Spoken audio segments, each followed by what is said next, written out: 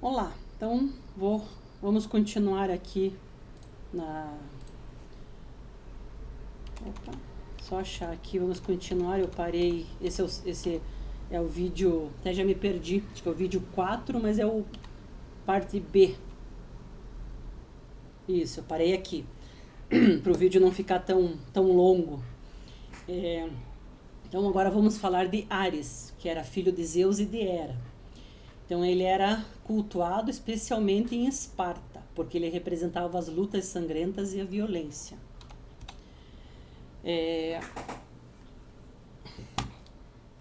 Ares, ele tinha uma personalidade de natureza truculenta e selvagem.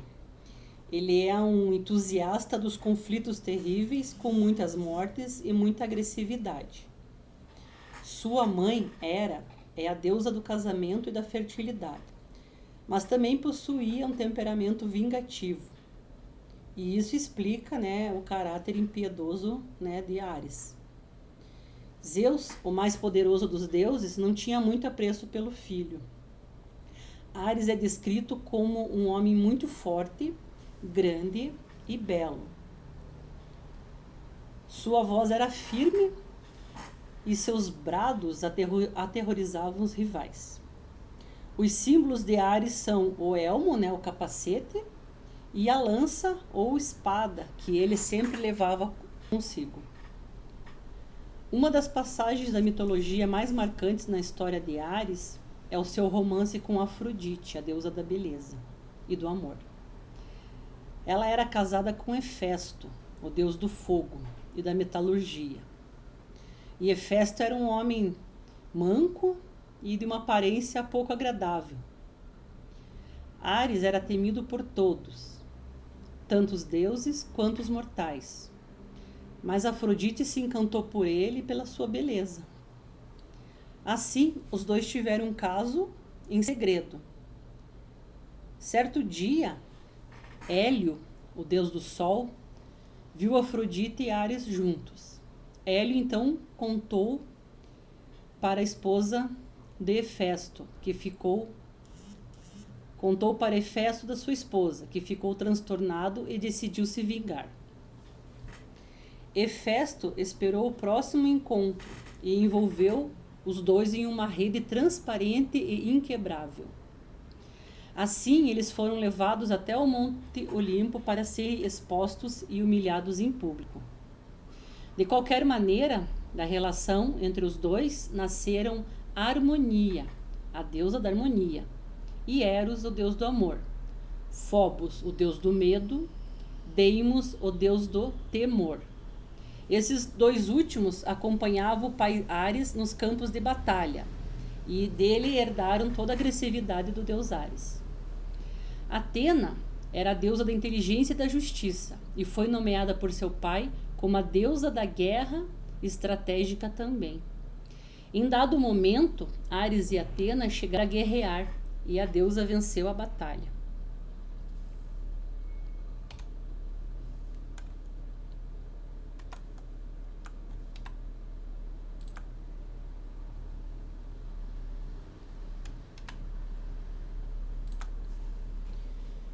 Agora eu vou falar um pouquinho do Poseidon, que é o deus do mar. Poseidon vivia nas profundezas do oceano, deus do mar, dos lagos, dos oceanos e dos cavalos. Protetor das águas e auxiliar dos marinheiros. Irmão mais velho de Zeus e de Hades. Provocava as tormentas marítimas e comandava as ondas. Os gregos achavam que Poseidon era responsável por todas as catástrofes, como as enchentes e os maremotos.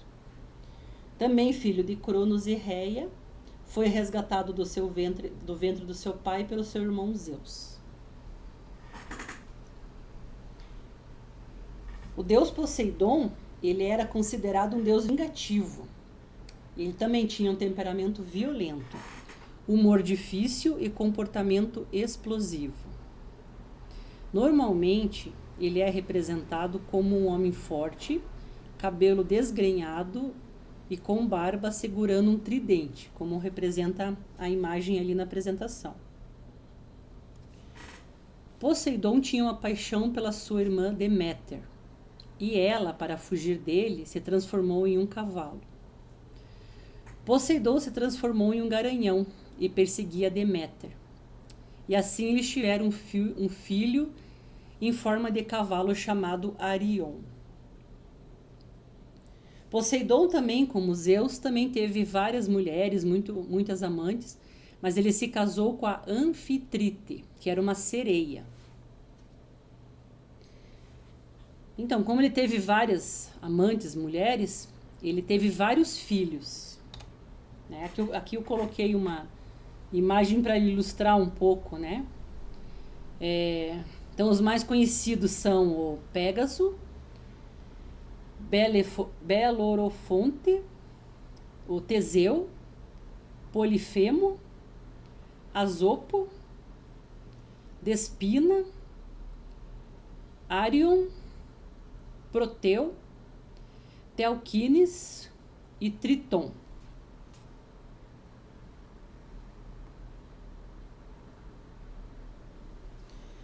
Então, como ele era casado com a Anfitrite, quando eles se conheceram, ele já se apaixonou por ela. Mas Anfitrite recusou Poseidon.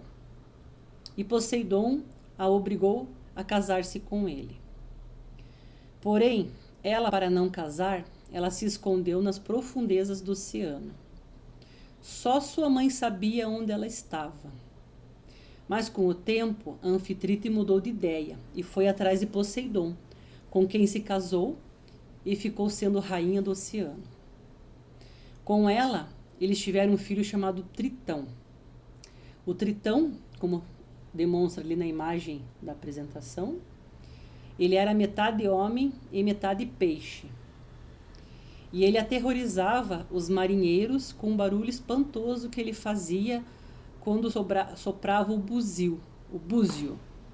Esse búzio era um instrumento, né, que fazia sons também maravilhosos. Poseidon teve muitos outros amores fora do casamento e teve mais filhos que ficaram conhecidos por sua crueldade. E os dois mais conhecidos foram o Ciclope e o gigante Orion.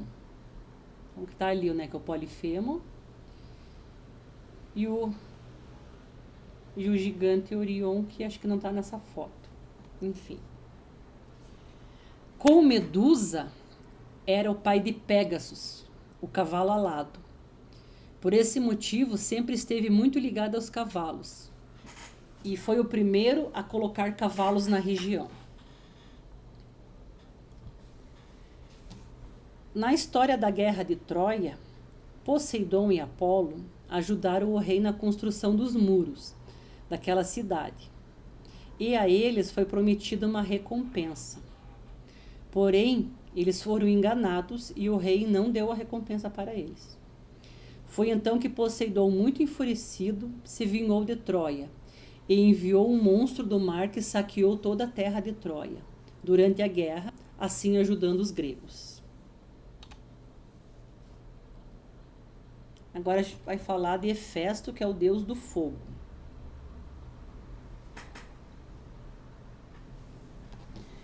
Hefesto era reconhecido como deus da metalurgia, dos artesãos, do fogo, dos vulcões, dos ferreiros, escultores, metais, metalurgia e dos vulcões. Conta-se que ele nasceu muito feio e com aparência grotesca. Também tinha problema nas pernas, ele era manco. E por esse motivo, sua mãe Hera, muito envergonhada, teria-o jogado ao mar. Mas com muita generosidade, foi recolhido pela deusa Tétis. Seus símbolos são um martelo de ferreiro, uma bigorna e uma tenaz. Tenaz, eu fui pesquisar, é tipo um alicate.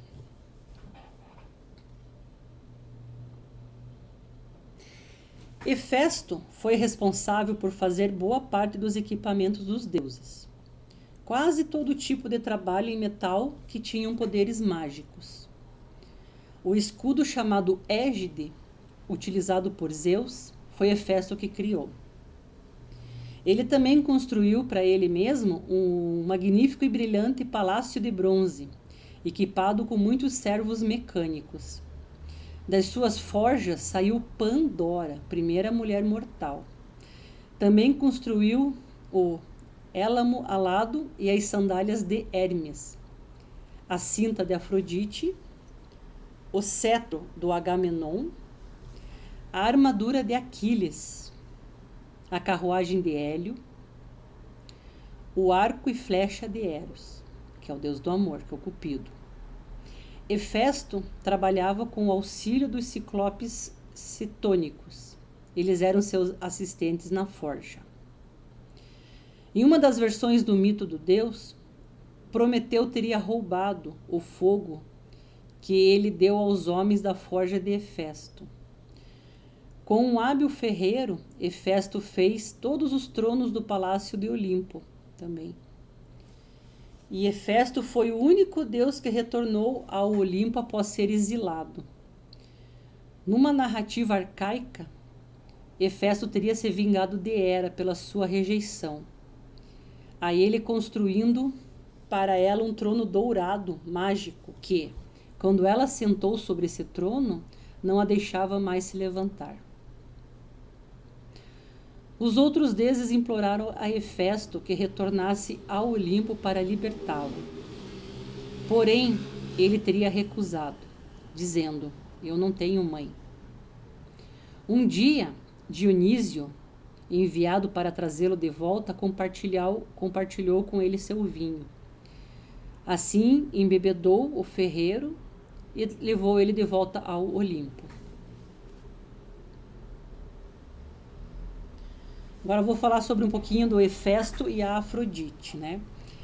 Hefesto, sendo o mais decidido dos deuses, recebeu de Zeus a mão de Afrodite, para evitar que os outros deuses travassem disputas por ela. Mas Afrodite não aceitou casar com o feioso Hefesto.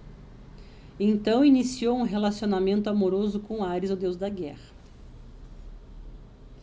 Hefesto ficou sabendo da traição de Afrodite por meio de Hélio e planejou uma armadilha para eles durante uma de suas escapadas. Essa é uma outra versão. Enquanto Afrodite e Ares estavam juntos, Hefesto envolveu-os numa rede de cota de malha inquebrável, tão fina que era praticamente invisível, e os levou ao Monte Olimpo para humilhá-los diante de outros deuses. E os deuses lá do Monte Olimpo apenas riram diante da visão deles. Poseidon convenceu Hefesto a libertá-lo como troca de uma garantia de que Ares pagaria uma multa pelo adultério. Hefesto foi pai de diversos filhos, tanto com mortais quanto imortais. Um desses foi o ladrão Perifetes.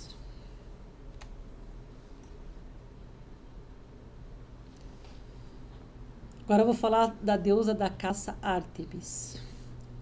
Ártemis, deus da caça, da vida selvagem, das noites de lua. É considerada a deusa protetora dos animais. Considerada uma fantástica caçadora.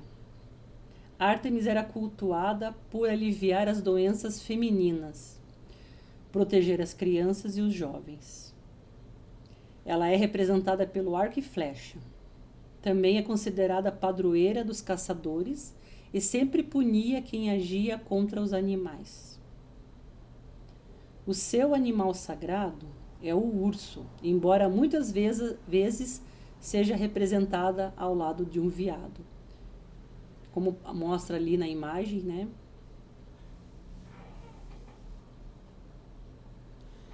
Um minutinho.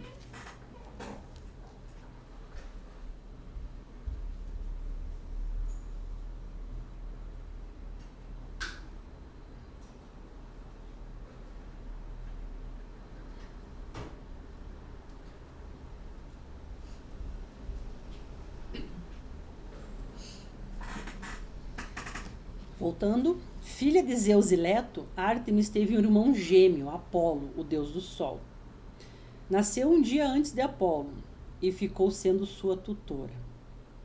A tarefa de cuidar do irmão teria despertado o lado de protetora. Sofreu tentativas de estupros de Actaeon e Orion, que foram punidos com a morte. Ela era muito amorosa, apesar disso tinha traços de uma personalidade bem vaidosa e vingativa. Quando um desejo era desobedecido, agia de maneira raivosa. Ela matou Agamenon, que teria ferido nos seus animais, e puniu Adonis, que contou vantagens por ser um caçador melhor que ela. Ela tinha as mesmas habilidades que o irmão Apolo. Eram muito parecidos e tinham poderes sobre pragas e curas. A personalidade está associada à dupla faceta do feminino, que protege e destrói, concebe e mata.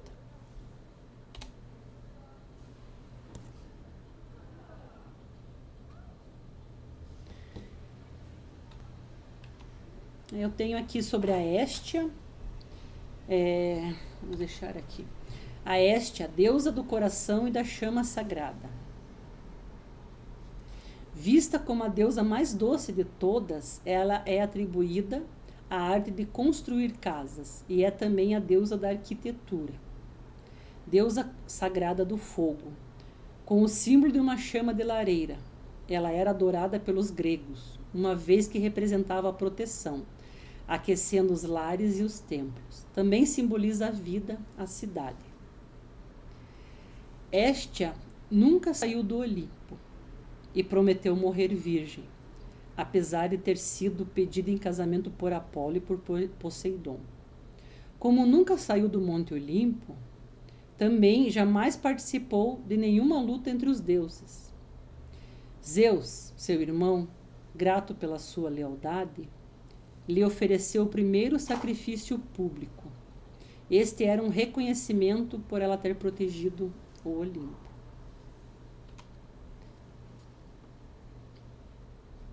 Agora vou falar de Deméter, a deusa da agricultura. Deméter, deusa das plantas, das estações do ano e da terra cultivada. Responsável por proteger as plantações e garantir a fertilidade dos grãos. Sua filha mais conhecida era Perséfone, com quem dividia o atributo da deusa da fertilidade. Deméter foi mãe de vários filhos, sendo que a Perséfone foi a mais famosa, porque ela era filha de Deméter com Zeus. Deméter também teve Pluto com Iazão, um herói, e foi mãe de Arion, um cavalo que era enxergado de maneira divisada pelos gregos antigos. O Arion era filho de Deméter com Poseidon.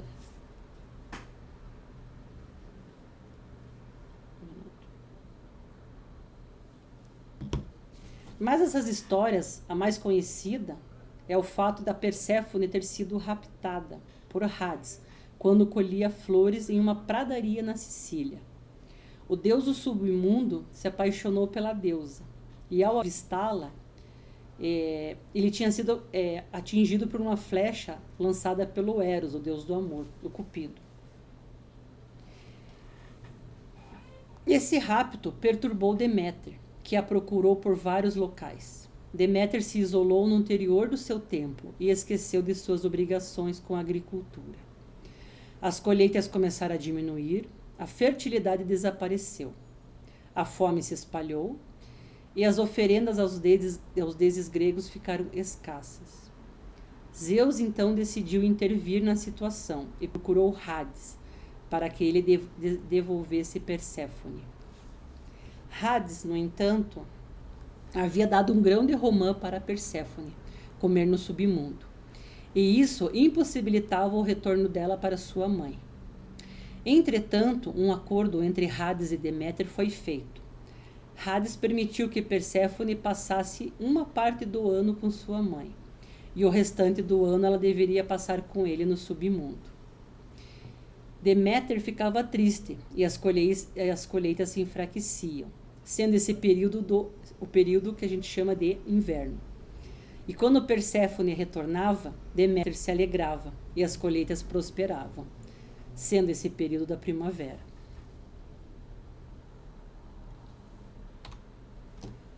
Agora vamos falar sobre Hermes, o mensageiro dos deuses. Então, Hermes, deus da velocidade, do comércio, ele protegia os viajantes, mágicos e adivinhos. E também foi patrono dos ladrões, malandros e trapaceiros. Assim que Hermes nasceu, ele roubou 50 novilhas do seu irmão Apolo.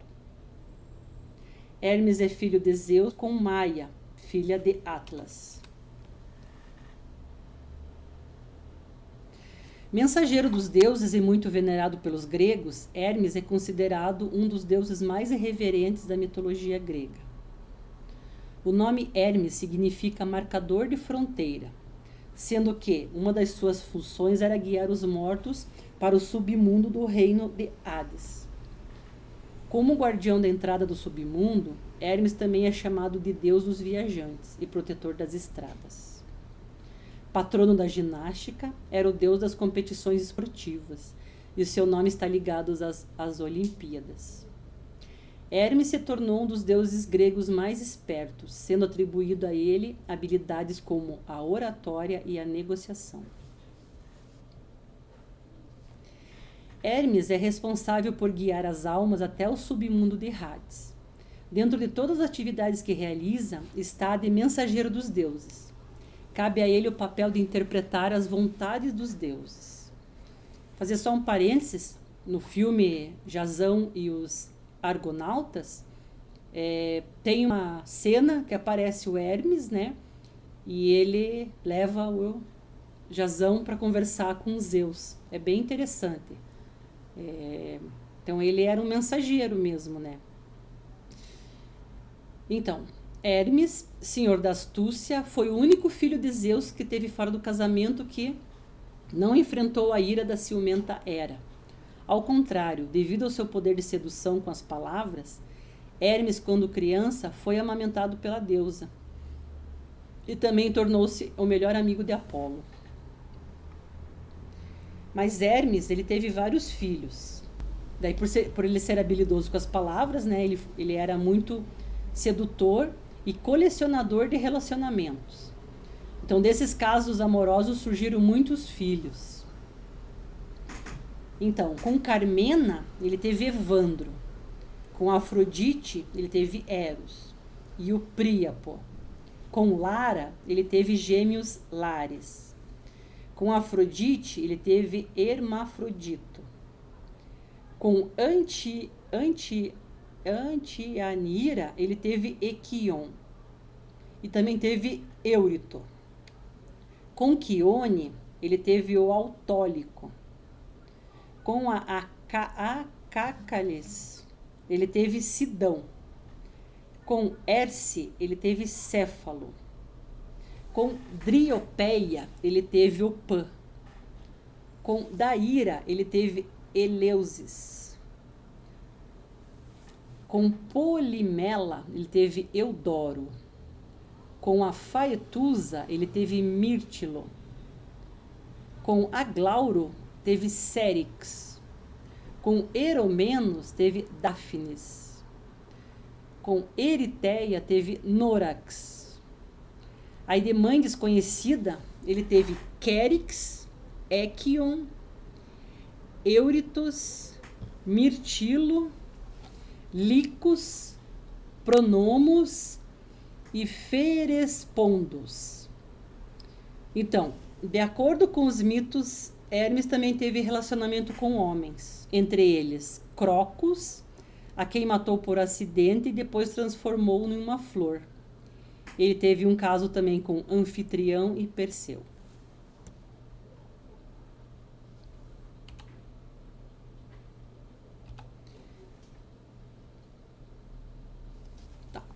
Já vou falar sobre Dionísio. Então, só queria falar que essa era a classe superior dos deuses. E agora tem a classe inferior, que é o Hades, que a gente já falou, que era deus do submundo, deus dos infernos, né?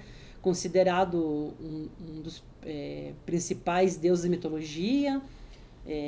No entanto, não tem lugar garantido no Monte Olimpo, visto que passa a maior parte do tempo no mundo dos mortos. E agora eu vou falar de Dionísio. Deus do vinho, em algumas regiões era tão importante quanto Zeus. Dionísio era o deus do vinho, das festas, da alegria, do teatro. Era filho de Zeus e de uma mortal chamada Semele. Foi o único semideus a ser transformado em deus na mitologia grega. Seus rituais de adoração eram marcados pelo consumo de vinho e realização de orgias. Seu nascimento foi resultado de uma relação, para variar, né, de Zeus com extraconjugal, quando ele era casado com Hera. Hera ficou marcada pelos ciúmes que tinha no seu marido, e por se vingar de todas que se envolvia com ele, não foi diferente com a Semele, né, a mãe do Dionísio. Sob disfarce, Hera convenceu Semele a pedir a Zeus que ele usasse as roupas que demonstravam todo o seu esplendor, e assim a princesa o fez. Zeus então vestiu as roupas que usavam no Monte Olimpo, assumindo todo o esplendor de sua forma. Imediatamente o corpo de Semele transformou-se em cinzas, pois não suportou a luz emanada pelo corpo de Zeus. Dionísio então se tornou órfão de mãe e foi entregue por seu pai a ninfas, a fim de que fosse criado por elas. Tem outras versões do mito também, que ele poderia ter sido criado por sátiros ou por um velho sábio chamado Sileno, conhecido posteriormente como um dos seus maiores seguidores mais fiéis. Originalmente, Dionísio era um semideus, pois era filho de Zeus com uma mortal. No entanto, ele foi o único caso de um semideus que passou a ser deus, sendo inclusive aceito no Monte Olimpo. E isso aconteceu porque Hera, após ter sido libertada de correntes por Dionísio, transformou em uma divindade como recompensa. Hera teria sido acorrentada por Hefesto, deus da metalurgia. O culto a Dionísio era bastante consolidado na Grécia, e locais como Atenas, no século VI a.C., consideravam-no um deus bastante importante nessa cidade grega.